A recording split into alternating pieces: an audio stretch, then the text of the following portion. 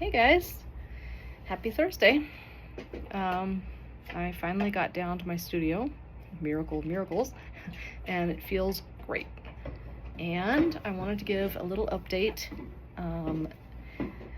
I signed up for what in the model horse hobby is called National Model Horse Paint Month, which is just what it is, just what it sounds like. You sign up in around February 1st or January, end of January, and the goal is to paint a 3D sculpture. So it can be any equid. So it can be like a donkey, it could be a zebra, it could be like a hybrid between a donkey and a zebra, like a zorse. It could be like a z-donk. And anyway, it's not a competition. It's just to get people painting in the month of February, and just to kind of sate that doldrum month feel. And yeah, the whole goal is to just paint your model every day as best you can and make as much progress as you can. And it also doesn't matter if you finish or not. I know I've definitely had years. I've only been doing this since 2020. And I know I've had years where I just have not finished, or I'm really cramming it, so to speak. Like, I'm like, oh my God, I'm not going to finish. Like, the first year I did it, I was really, really worried that I wasn't going to be able to finish. And, I actually managed to, by just the skin of my teeth, managed to finish her.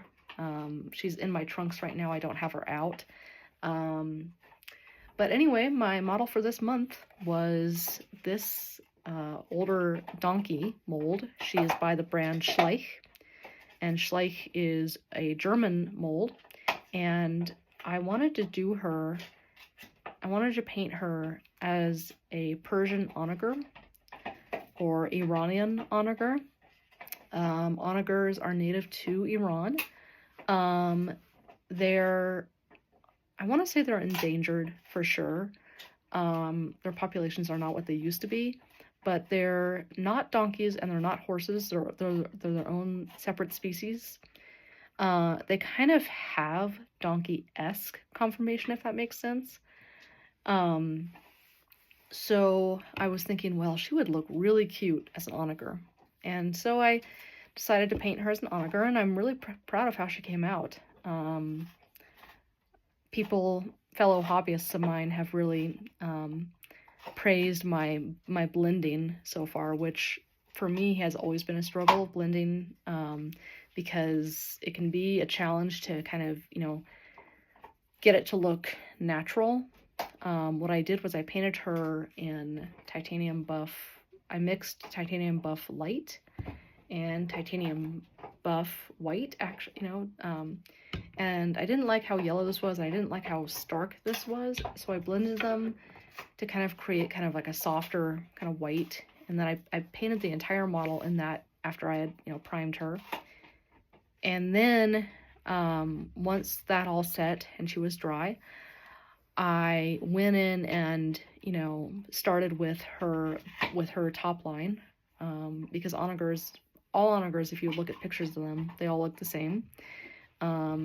So I went along the top with my burnt sienna shade, and I didn't like how red traditional burnt sienna itself is, so I went with burnt sienna shade, which is a little more muted. And by the way, Percy is working on a rawhide beside me, and he is being kind of noisy. He's kind of tearing that thing apart, but as long as he's happy, I'm happy. So anyway, I went along and just did her top line with burnt sienna. And like I said, I use an old makeup brush, kind of do circular motions, and then between all that, I spray it with fixative. And then when I was happy with how her top line looked, I went in and I shaded the top with burnt sienna extra dark. Just kind of gave the top line a little bit more definition, and her mane. And then finally, I came in with I don't have it out for some reason. I don't know where it's actually gotten to.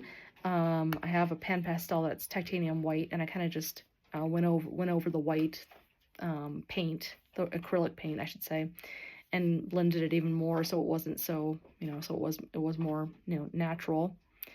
And yeah, I'm pretty happy with her. It was a different coat color to emulate, and it was, I'm not going to say it wasn't challenging, because there was a few times where it was a little challenging and I was like, but this has been probably by far one of the most seamless months I've had for painting. Like, I sat down, I had an idea, I was like, I'm gonna do this, and she didn't give me any problems. I didn't ever really feel like I was gonna have to just scrap her and toss her in purple power and start over again. So I'm really fortunate with that. And earlier last month, I had painted her baby, and this girl is by a brand called Mojo. I found there are some really, really, really cute little rubber donkey molds that make, they're fun to paint. And she's by the brand Mojo, and so I thought, well, they look really cute together. And this girl is sassy. Look at those ears. She has a little mare face, as we call it. I don't know who pissed her off, but she's pissed off. So I painted her as a baby onager, and this is the mare. And that's my update for right now. In the studio right now, well, I've got some tweaking to do on both those girls. But then I've started work on one of my all-time favorite molds, Senor Carrots. He's a Briar. He's a Briar stablemate, and love this guy. I've already painted 2 of him. This was, I'm not even recalling the years, before I lived at Pine, let's just say that. And I have a black and white Pinto that I did, and a little brown and white Pinto. And both of those guys have done well for me in the show ring. They've placed, and I love this mold. And so with this guy, as tempting as it is to churn out another Pinto donkey, I'm also like, well, I kind of want to go a different route. So I want to do, the reference photo I have is a donkey with somatic mutation. So his hind end up until about here is dark kind of chocolatey brown, like the color of dark chocolate. And he has kind of like what looks like a little blanket over him. And then his front end is basically white, with a few kind of Pinto patches, but the Pinto patches are not the same color as his chocolate blanket. They're kind of more of a light brown. I wish I had a photo with me, but I don't. I'd have to pull up Pinterest. So anyway, I'm thinking that's gonna be him. Can't wait to see how that's gonna turn out. Right now, I'm just sort of doing his base coat, kind of getting him to a point where I'm happy with how his base coat looks, and then I'm gonna start with details on that afterward. And then I have got this girl, and she, by far, out of all 3 of my projects that I've got going, is giving me a little bit of heck, because she is what's called a Somali wild donkey. And Somali wild donkeys they're about the size of a regular donkey, so they're not mini donkeys. They're big. I want to say about 12 or 11 hands high. Maybe I'm getting that wrong. But they look like donkeys, except for they have white on the bottom, and then they have very faint black zebra striping on their legs. And they have kind of white up here. And right now, I'm just sort of color blocking her. I've got her base color down, but I'm starting to kind of color block. And it sometimes helps for me to paint the whites with acrylics first, and then get those all smoothed out, and then for an even softer blended look, just go in with pastels and really work that white so it's not really in your face. So she's a little bit challenging. I've got yet to do some white right here, because they have kind of a in between their muzzle and their eyes. They got a bit of white, and then the muzzle itself is kind of a darker brown. So I've got a while yet to go on her. I'm just starting out. And knowing me, I can never be satisfied with just doing one project. So I have 2 that are basically done, and 1 that's, you know, not done, but we're getting there. But anyway, thanks for tuning in to another video of my little progress down here in my lair in my studio.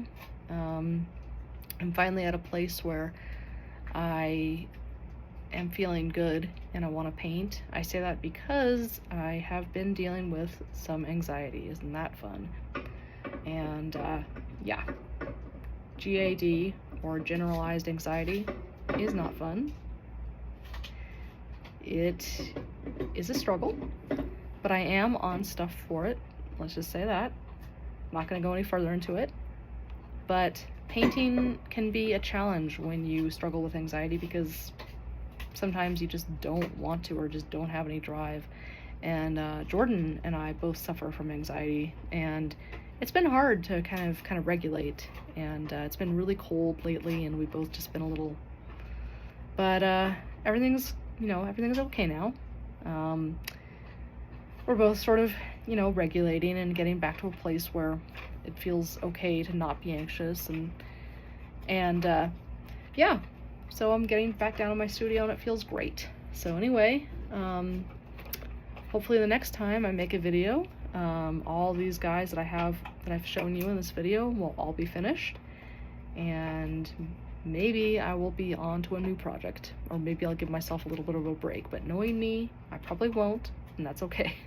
So anyway, take care, y'all, and I hope you guys have been staying warm.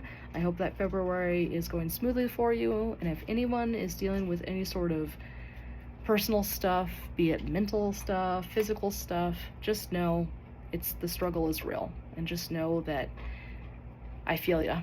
I really do. I know it can be hard to talk about anxiety and depression or what have you, but it is real, and it does help to talk about it. That's why therapists are there. That's why medication is there. But, it feels good to indulge in your hobbies and sit down with them and say, hey, it's been a while. How's it been? Like, for me, getting back to painting. So, just wanted to say that. Love to you all, and I will be talking to you guys soon.